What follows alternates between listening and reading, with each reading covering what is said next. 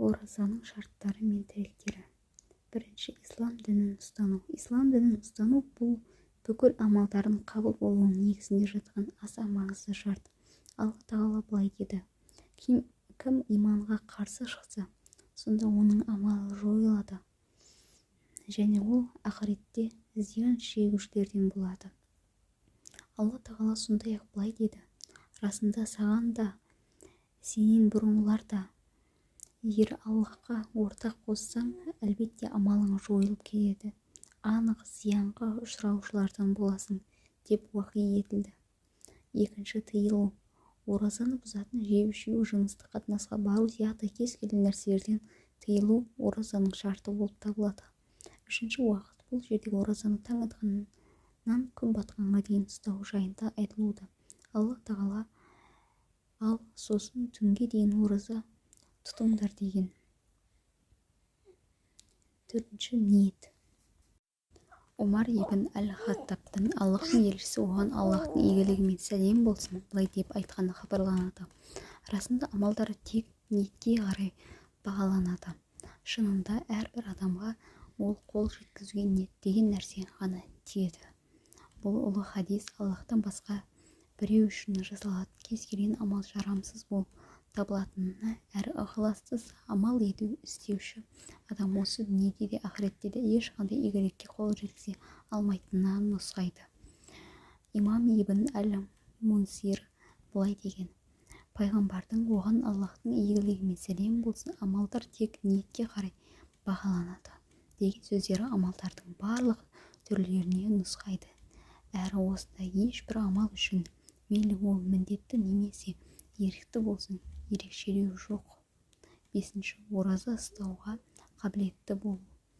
Бұл жерде ораза ұстау үшін қажетті денсаулық болуы, сондай-ақ едеккір, хайыз және босанғаннан кейінгі қаннан нифас тазару туралы айтқанда қараңыз.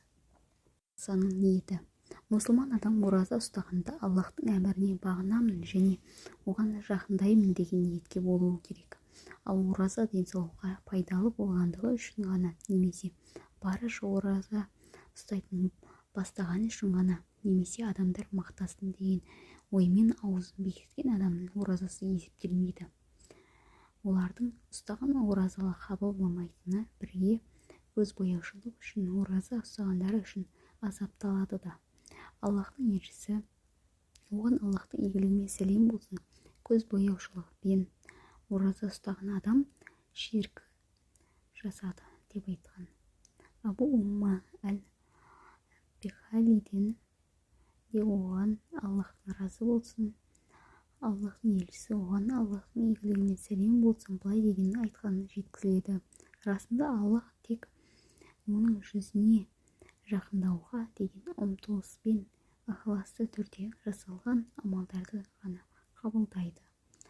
Ораза ұстау үшін ниетті қашан бекіту қою керек. Ораза дұрыс болу үшін біз Рамазанның әр түні таң атқанға дейін жүрегімізді ораза тұтуға деген ниетімізді бекітіп қоюымыз қажет. Әрі бұл күшті пікір болып саналады, өйткені ол сенімді хадистерге негізделген. Пайғамбарымыздың, оған Аллахтың игілігімен сәлем болсын, әйелі Хафсадан, Аллахтың елшісі оған Аллахтың игілігімен сәлем болсын, былай дегені жеткізіледі: таң атқанға дейін жүрегінде ораза ұстауға деген ниетін бекітпеген адамның оразасы жоқ. Тура осыны Айша мен Ибн Умар да айтқан. Имам әл-Бағауи былай деп айтқан: бұл хадис ғылымдардың көпшілігі айтатын таң атқанға дейін ниетті бекітіп қою қажет деген пікірге нұсқайды. Өйткені күнделікті ораза өзінің ниетін талап ететін жеке құлшылық болып табылады. Имам ибн Хузайма нәпіл оразадан басқа оразаға ниетті түнде бекітіп қою міндетті деп айтқан. Шейх Сыдық Хасан хан былай деген: әр күнге ниетті бекітіп қою міндетті болып табылады. Таң атқанға дейін бір себептерге ниетін бекіте алмаған адамның оразасы жайлы Егер адам таң атқанға дейін ниетін бекіту керек екенін білмеген, ұмытып қалған болса, немесе ұйықтап қалса, онда оның оразасы дұрыс болады. Өйткені пайғамбар оған Аллахтың игілігіне сәлем болсын, расында Аллах Тағала мен үшін үмметіме қателесіп, ұмытып және мәжбүрленіп істегендері кешіріледі деп айтқан. Ниетті қалай бекіту керек? Ниет бұл жүректің ісі, әрі ол түннің кез келген сәтінде жасала береді. Тіпті бұл тура таң атудың алдында болса да. Имам ан-Науаи былай дегенін айтқан: ниетсіз ораза есептелмейді, ал ниеттің орны жүрек.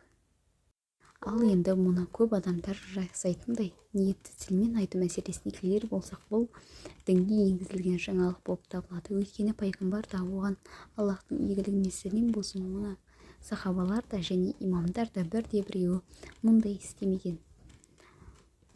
Шейхул Ислам ибн Таймия былай деп айтқан: ниетті тілмен айту бұл дінге енгізілген жаңалық, әрі ертең Рамазан күндерінің бірі болатынын білетіні және ораза ұстағысы келетін әрбір адам ниетін бекітуге міндетті.